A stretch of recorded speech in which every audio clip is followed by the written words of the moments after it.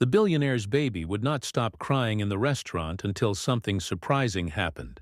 "This child is ruining my business dinner," shouted William Sterling, CEO of Sterling Industries. He held his 6-month-old baby, Emma, who had been crying loudly for 40 minutes. All the people in the fancy Grand View restaurant were staring at him. What should have been an $8,000 dinner with Japanese investors has turned into a disaster, William thought. He tried everything: expensive bottles, fancy toys, even paying other customers to move tables. Nothing helped. "Mr. Sterling, we already called 3 babysitters," whispered the nervous host. But none of them could calm her down.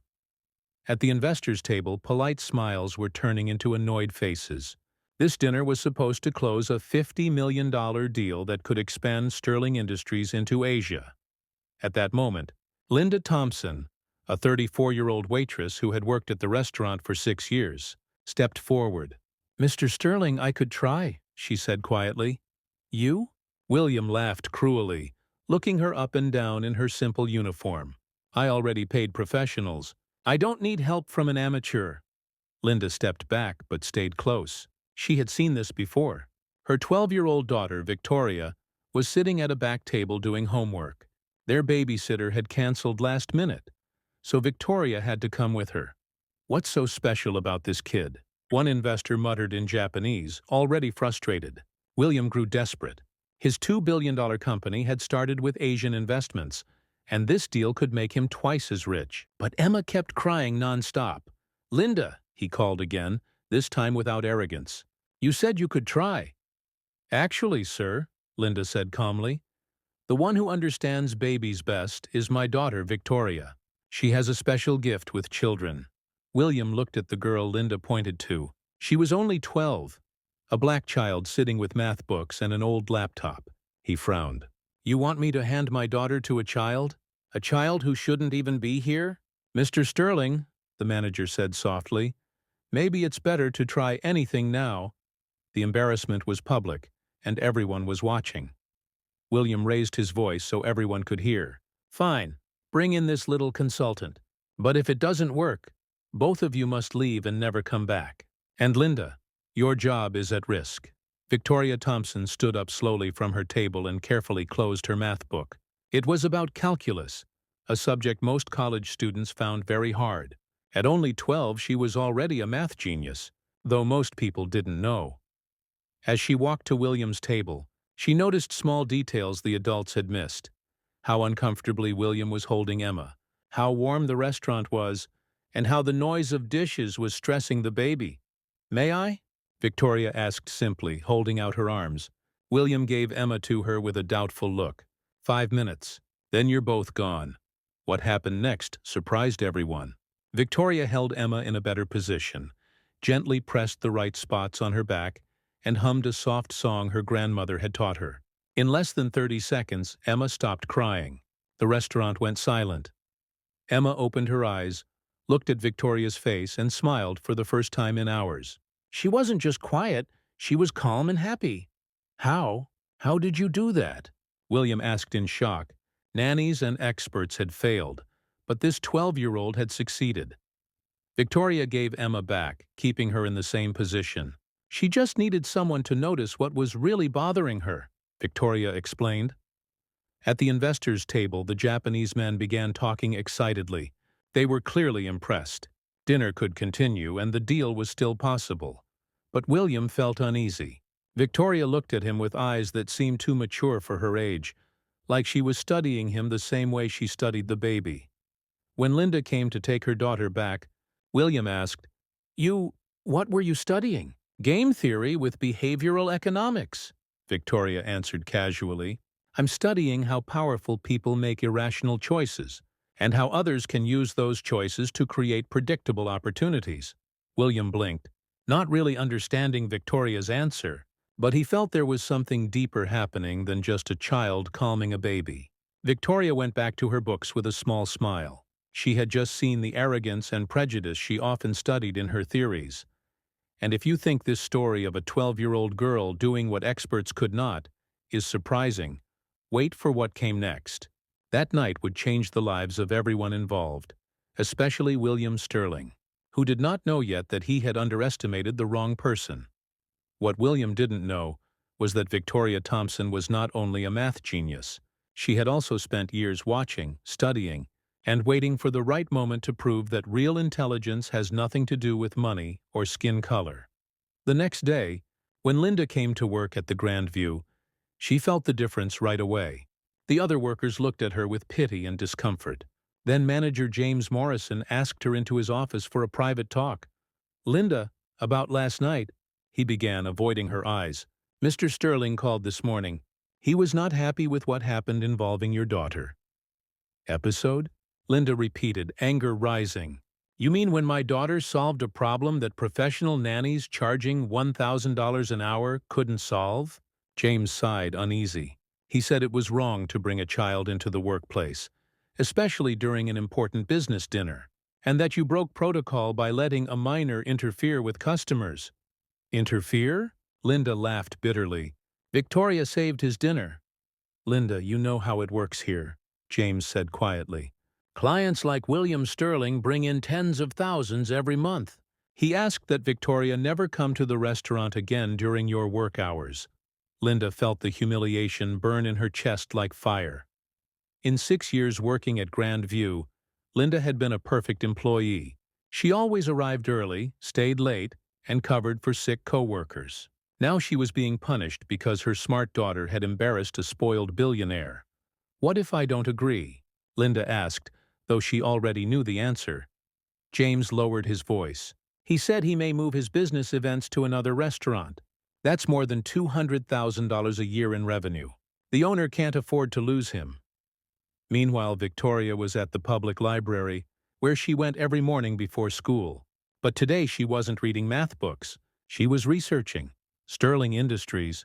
"William Sterling," she whispered as she typed on the old library computer. In minutes, she found public records, financial reports, press releases, and even court documents. Her eyes grew wide as she read. Sterling Industries had been sued 5 times in the past 3 years. The reasons included unfair labor practices, massive layoffs during the pandemic, cutting employee benefits, and pressuring workers with harsh conditions. Each time, William used expensive lawyers to escape real punishment. "Interesting pattern," Victoria said softly, writing notes in her notebook. It was exactly the kind of data she studied. How powerful people use systems to escape responsibility. At school, things weren't any better. Her math teacher, Ms. Chun, noticed Victoria's sad mood. "Victoria, you seem distracted today. Are the math problems too hard?" she asked. "No, teacher," Victoria replied. "I was just thinking about game theory and how it works in situations where one side has much more power than the other." Ms. Chun blinked, surprised. Even though she was an advanced math teacher, she sometimes forgot she was teaching a child who already understood college-level concepts. "Asymmetric power situations," she repeated slowly. "When one person has too many resources and uses them to control others, that is what I'm studying," Victoria explained calmly, even though her mind was racing. "I'm trying to see how these patterns can be predicted with math and then corrected." At lunch, Victoria sat alone like usual, but instead of reading, she was watching her classmates. She studied how friendships and groups worked, how some kids were included and others were excluded. She scribbled notes on her napkin. "Power is just information used at the right time," she whispered to herself. When she came home, she found her mother sitting tired at the kitchen table in her restaurant uniform. "Mom, did something happen?" Victoria asked. Linda looked at her daughter, a child who spoke like an adult and thought like a scientist. Her heart ached. How could she explain the unfairness of the world to someone so gifted? "Mr. Sterling didn't like what happened yesterday," Linda said gently. "He asked that you don't come to the restaurant during my shifts anymore." Victoria stayed silent for a moment, then spoke in a cold voice Linda had never heard before. "He felt threatened." "Victoria?" "No, Mom, that's exactly it. He felt threatened because a 12-year-old black girl solved a problem he couldn't solve with all his money and power. Now he's using his influence to punish us." Linda looked into her daughter's eyes and felt uneasy. There was a maturity there that scared her. "Mom, can I ask you something?" Of course, dear. Did you know Sterling Industries was sued 5 times for abusing workers? Or that William Sterling fired 300 employees during the pandemic so he could keep his own bonuses? Linda's eyes widened. How do you know that? Research, Victoria said simply. It's all public information, just like the fact that he owes $2 million in taxes and is under investigation for tax evasion. Victoria, where are you going with this? Linda asked carefully. Victoria closed her notebook, but not before Linda saw it filled with numbers, graphs, and news clippings. People like William Sterling do bad things because they think there will be no punishment, Victoria said calmly, in a way that made Linda shiver. They count on their victims being too powerless to fight back. Victoria, you're scaring me a little. There's no need to be scared. Mom, I'm just studying patterns. Victoria smiled, but it was a cold, calculated smile. You know about Nash equilibrium? It's a math theory. It says that in any game, players eventually reach a point where no one can improve their position unless someone else changes too. Linda didn't fully understand, but something in her daughter's tone made her stomach tighten. The problem, Victoria continued, is that William Sterling thinks the game only works in his favor. He doesn't realize he changed the rules the moment he put me into the equation. That night, while Linda slept, Victoria stayed up late on her borrowed school laptop. But she wasn't doing homework. Victoria wasn't doing homework. She was working on something far more complex. She was mapping William Sterling's finances, social connections, and business structure with the focus of a mathematician, and with the patience of someone who had learned early that underestimated people hold a secret power. They remain invisible until the moment they choose not to be. As she worked, an idea began to form in her mind. It wasn't exactly revenge, it was more clever than that. She was building an equation where William's own arrogance would become the weakness that destroyed him. Because every system, no matter how strong it looks, has weak points.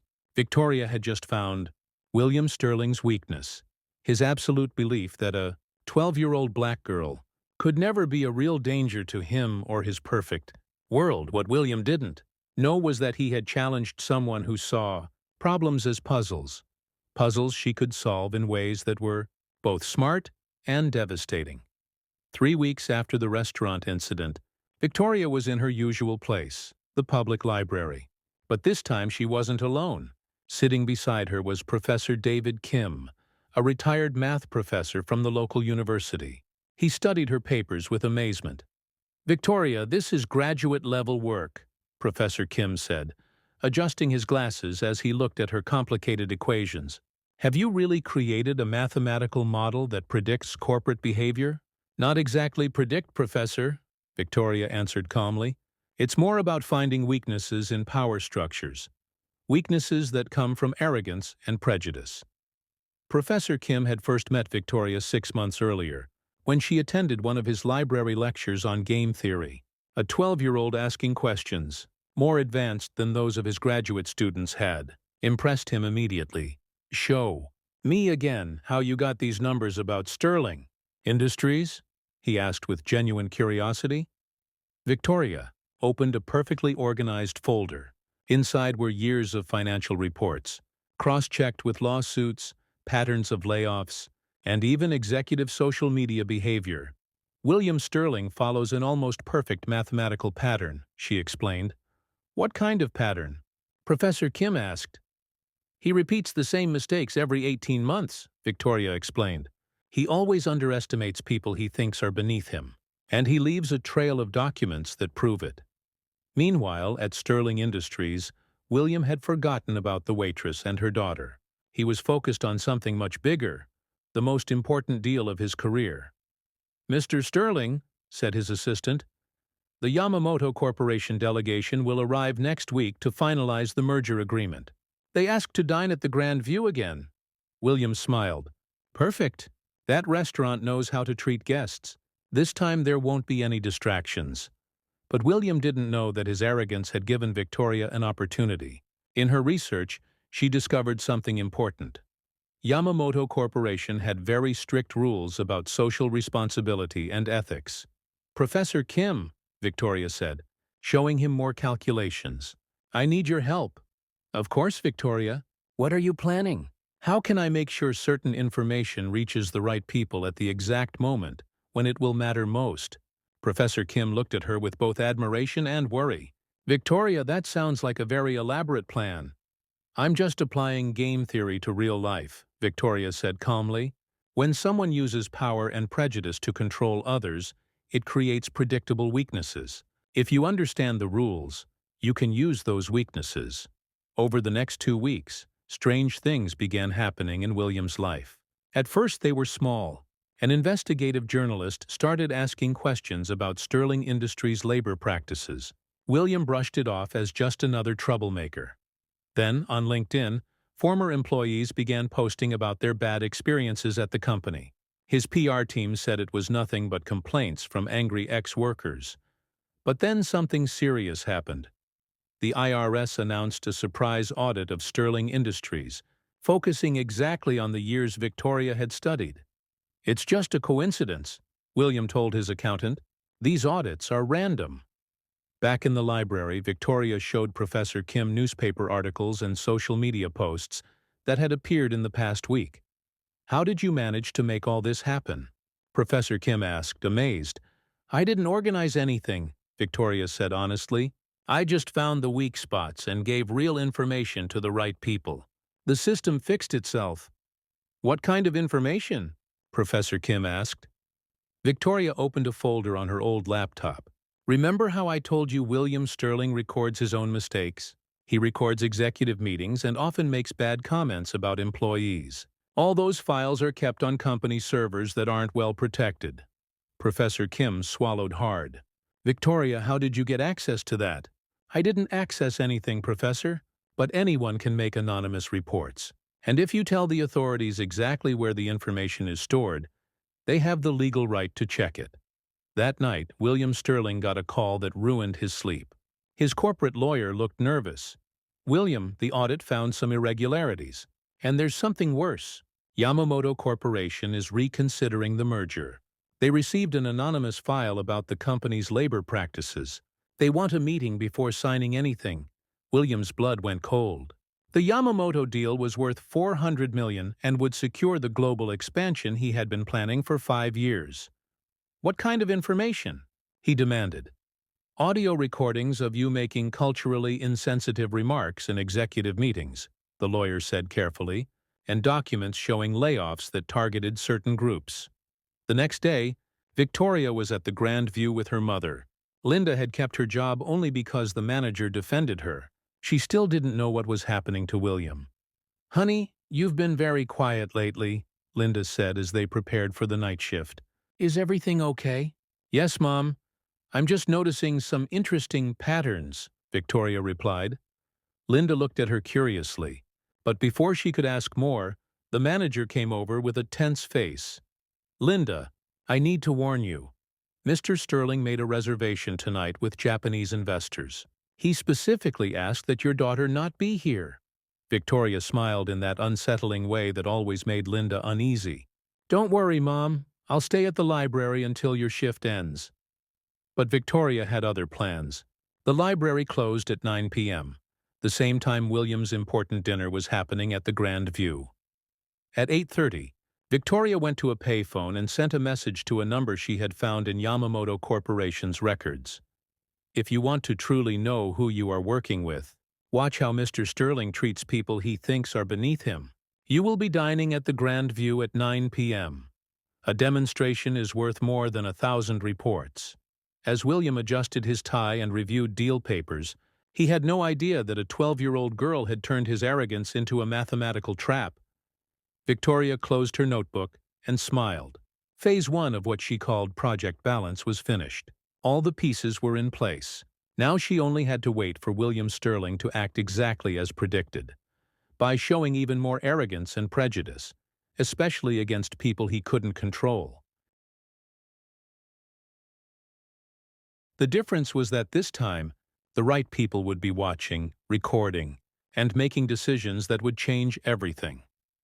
What William Sterling didn't know was that underestimating a 12-year-old black girl would become the biggest mistake of his billionaire life. Victoria Thompson wasn't just solving a math problem. She was changing the rules of the game that powerful men like him thought they controlled. Because if math prodigies know anything, it's how to turn an opponent's arrogance into the weapon that destroys them.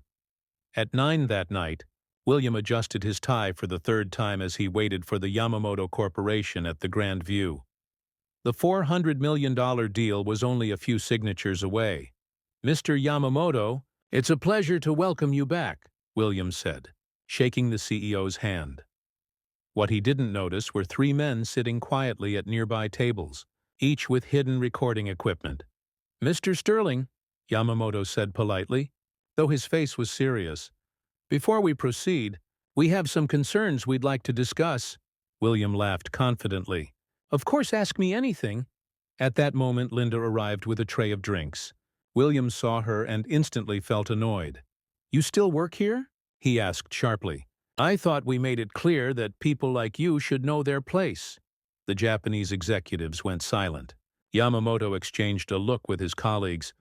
"And where is that annoying daughter of yours?" William continued loudly so other tables could hear. "That black child who thinks she's so smart. I promise she won't bother our important guests again." "Mr. Sterling," Yamamoto interrupted gently, "may I ask how you usually treat your employees?" "With necessary firmness," William said without hesitation. "Especially when people don't understand natural hierarchies. It's important to maintain standards in high-quality establishments." Linda kept working quietly, but when her eyes briefly met Yamamoto's, he gave her a small nod. "Interesting perspective," Yamamoto murmured, writing notes on his tablet. "And these natural hierarchies, do they also apply in your company?" William smiled, thinking they were impressed. "Of course. It's essential for efficiency. Everyone in their proper place, each group with its natural limits. That's how you build a $2 billion empire." The Japanese men kept asking polite questions, and William, believing he was showing strength, revealed more and more of his prejudice. Across the street, Victoria was watching everything from the library window. In her hand, a borrowed cell phone buzzed with constant notifications. The recordings were already being streamed live on Yamamoto Corporation's official social media accounts. "Perfect timing," Victoria whispered, looking at the screen. 3,000 views and counting." Inside the restaurant, William's phone would not stop ringing. First his press secretary, then his lawyer, then his accountant. "Excuse me," William said to the Japanese guests as he answered his public relations director. "William, get out of there now. Your remarks are going viral." "Sterling racist is trending," the director said. William went pale. The Japanese guests now watched him with cold faces. "Mr. Yamamoto," he began. "Mr. Sterling," Yamamoto interrupted calmly as he stood. "Yamamoto Corporation has strict values about diversity and respect. We consider this agreement ended." "Wait, I can explain." "This is a misunderstanding," William said, but the Japanese group was already leaving. The whole restaurant watched them go. William's phone rang again. It was the chairman of Sterling Industries. "William, you're fired. The board will meet tomorrow to choose your replacement." "Security is on its way to your home to collect company equipment," the chairman said. William sank into his chair. Linda came by to clear the empty glasses. "You know, Mr. Sterling," she said quietly, "my daughter Victoria has an interesting theory about people like you. She says arrogance is just ignorance pretending to be power." William stared at her in growing horror. "You, like a 12-year-old, "Victoria isn't just any child," Linda answered, smiling with both motherly pride and cold satisfaction. "She knows true intelligence is letting people show who they really are when they feel too sure of themselves." As William watched his $2 billion empire fall apart through the notifications on his phone, a clear truth formed in his stunned mind. He had been destroyed by a 12-year-old girl who used his own arrogance as a weapon. But Victoria's work was not over. Mathematical prodigies do more than solve problems. They remove every harmful variable from a system. 6 months later, Victoria Thompson was where she had always wanted to be, in the MIT admissions office, signing her acceptance for a special applied mathematics program with a full scholarship. At 13, she would be the youngest student in the university's history. Your recommendation from Yamamoto Corporation was outstanding, the admissions director said. They noted your practical use of math theory in social situations with real results. Victoria smiled. Yamamoto had not only canceled the agreement with Sterling, but had also set up a scholarship fund in her name for young prodigies from poor communities. William Sterling's life had changed completely.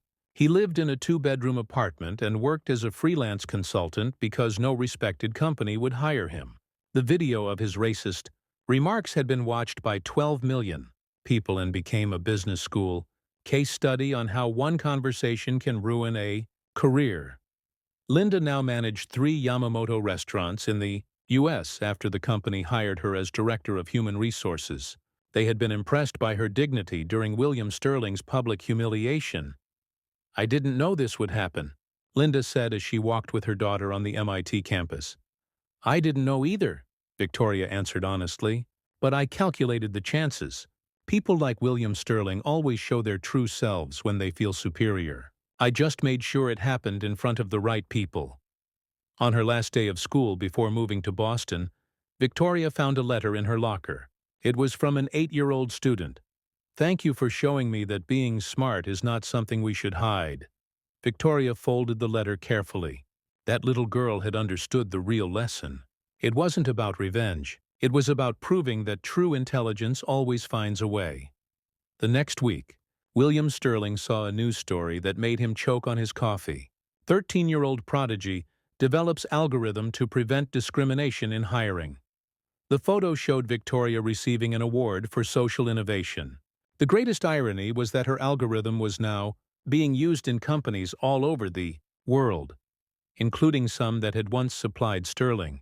Industries Victoria Thompson had turned a billionaire's arrogance into the tool for her own success. She proved that real revenge is not destroying your enemies, but building something so brilliant that their cruelty no longer matters. Mathematics had given the final answer.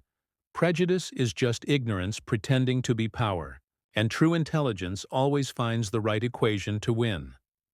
If this story of a 12-year-old girl rewriting the rules has inspired you, remember this: underestimating someone because of age, color, or background is always the first step toward defeat. Because in the end, brilliant people don't need to put others down in order to shine.